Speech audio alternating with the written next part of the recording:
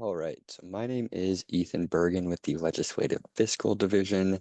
I am going to go through the local government finance tool that we have created just to bring some more clarity and be able to see some of those local government finances at a little bit more granularity. So we are on the home page here. And first step will be going to the policy and fiscal libraries. From there, scroll down a little bit on the right-hand side, we have local government. And then the local government basics tab here. Then to maximize this, and then this is the local government finance tool that shows revenues and expenditures for local government municipalities. And so this top left bar graph here shows the revenues by fiscal year.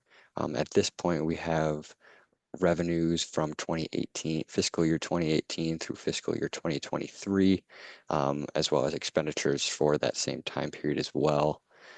They are broken up into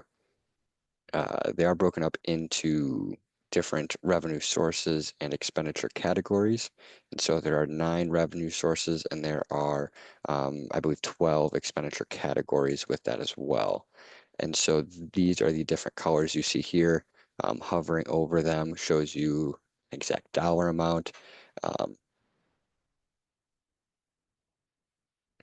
uh, Hovering over them, sounds like we can't see that. Let me reshare my screen here. There we go. So we are now able to see, apologies for that, the dashboard that I was just referencing. And so this top left graph here shows the revenues by fiscal year, where the bottom shows expenditures by fiscal year. And these are broken out. And by hovering over, you can see the different categories and see how those evolve over time from 2018 through 2023. And similarly with the expenses, you can see things such as public works, public safety, public health, general government, and things like that. Um, and so clicking on one of these isolates those so you can see just public works and see how those have grown over from 2018 through 2023. And similarly with the revenues, if you wanted to see taxes and assessments and how that has grown over those 6 years, you can see that as well. Up top, we can see county versus city and town. There's also a population filter in there as well. And so within that population filter, that's the 6 most populous counties. Within there, we have Cascade, Flathead, Gallatin County, Lewis and Clark County, Missoula, and Yellowstone County. And then on the city and town side, these are the cities and towns within those counties. And so that includes all of the cities within those 6 counties I just mentioned. And you are able to go in and select, say, Yellowstone County, for example, and look at their revenues and expenditures in that way as well. Moving on to the next page, this is a little bit more of a detailed focus on the revenues. And so we're able to see revenues, the detailed aspect of revenues and see those in a little bit more detail, a little bit more granularity. And so if we want to see taxes and assessments, we are able to go in and see general property taxes. And these are, at this point, this is all of the counties as we don't have one selected in this municipality here. We can see general property taxes and how those have changed over time and the dollar amounts associated with those as well. These are those 9 different revenue sources that I mentioned. And so you're able to see how those have changed with a breakout of those as well. One different aspect of this bottom left chart compared to the previous page is this black line. This line shows the percentage of revenues that are made up within property taxes. So it is just the general property taxes. In this case, it's all counties, but if you were to select a specific county, it is general property taxes divided by total revenues to show a percentage of that. And then on the right side, we're able to see these revenues by fund type and how those have changed year to year. And so year to year, we can see those special revenue funds versus general funds. And these are the 5 fund categories that are included within this data. As time goes on and we continue to look into this data and learn more about this, the funds that are included may vary slightly. However, at this point, these are the 5 funds in discussing with the local government municipalities, the Montana Association of Counties, the League of Cities and Towns, is these 5 that we are going with to most accurately represent the revenues and expenses for these counties and cities and towns. And so with that, if we wanted to see just general fund revenues, we can click on general fund over here and it shows just general fund. Similarly, we can see special revenue funds, and then we can also go in and see one level further in detail into those. I will point out within this intergovernmental revenue portion here, this is where you'll see federal grants versus state grants, state shared revenues, and things of that nature as well. So moving along to expenditures, this is similar to the revenue page that we saw previously in showing a more detailed version of this. We can see something along the lines of public works, and we can go one more level deeper and see a little bit more detail as far as what that expenditure is for. And in this case, we can see road and street services and see the expenditures associated with that. Something that is incorporated within expenditures that isn't within revenues is an expenditure object, as it's called. And within that, this is that right side where we can see within an expenditure, whether that is a personal services expense or purchase services, capital outlay, supplies, things of that nature. And so just as we had done with the funds on the previous page, we can click on personal services and see the personal services expense for the selected municipality, or in this case, all counties. We can see that and see how that has changed over time and see how that is broken out into the different expenditure categories. Similar to the revenue slide, there is this black line here. This shows the percentage of personal services as a total of expenditure. And so in this case, we take the personal services expenditure object and all the expenses associated with that and divide it by the total expenditure. And so we can see within 2023, the personal services made up approximately 46% of the total expenditures for all of the counties at this point.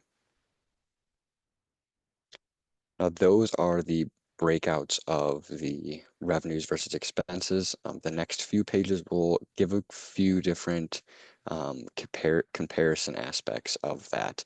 And so this is the first comparison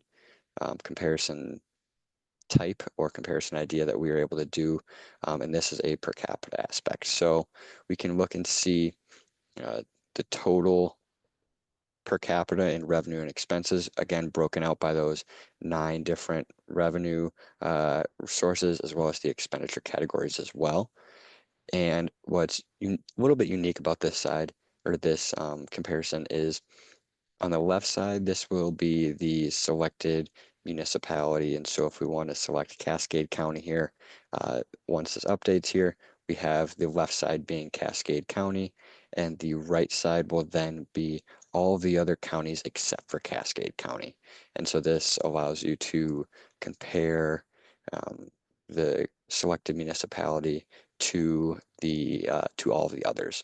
And in this case, by pulling that out, this county in particular is an outlier in some sort of fashion, or if a city is an outlier, it doesn't affect the total per capita revenue or expenses. And so um, we're able to see intergovernmental, and again, that's those federal grants versus state grants. We can see that per capita statistic and look at that and how that has changed over time.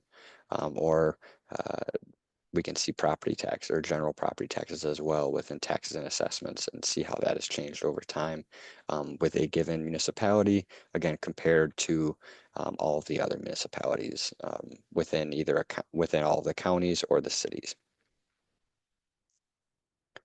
Moving along to the next comparison, this is similar to the previous one in the sense that the left side shows what is selected in the drop-down menus above versus the right side is the exception to that.